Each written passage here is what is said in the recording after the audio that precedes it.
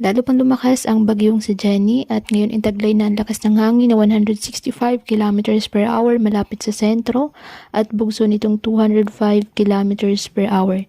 Kumikilos northwestward sa bilis po na 10 kilometers per hour. Bagamat bumaba na ang tsansang maglandfall sa bansa, inaasahang makakaranas pa rin po ng hagupit ng bagyo ang extreme northern Luzon. Inaasahan naman na patuloy pang lalakas ang bagyo bago tuluyang maglandfall sa Taiwan sa Miyerkules ng gabi o madaling araw ng Huwebes.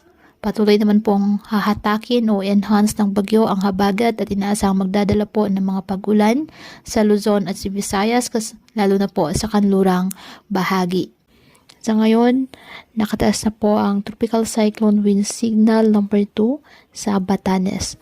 Habang Signal number 1 naman sa Cagayan kasama ng Babuyan Islands, the northern and eastern portion of Isabela, Apayao, the northeastern portion of Abra, the northern portion of Kalinga, and Ilocos Norte.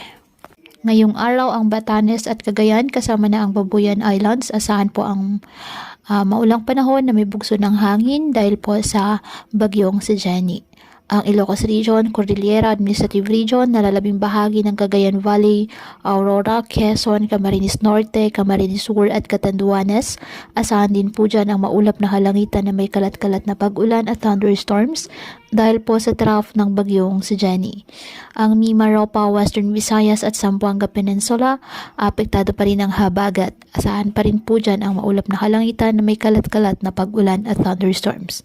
Habang sa nalalabing bahagi ng bansa kasama ng Metro Manila, apektado po ng mga localized thunderstorms at ng trough ng nasabing bagyo. Kaya pinapayuhan ng ating mga kababayan na maging maingat po sa mga posibilidad ng pagbaha at pagguho ng lupa, lalo na po kapag may malalakas na ulan, at ugaliin na magdala palagi ng payong o kahit anong panangga sa ulan o kahit naman sa init ng araw kapag lalabas po ng ating mga tahanan. At yan po muna ang update sa lagay ng panahon ngayong araw. Muli patuloy po tayo na mag-ingat at palaging tandaan, God loves you. Stay safe and God bless.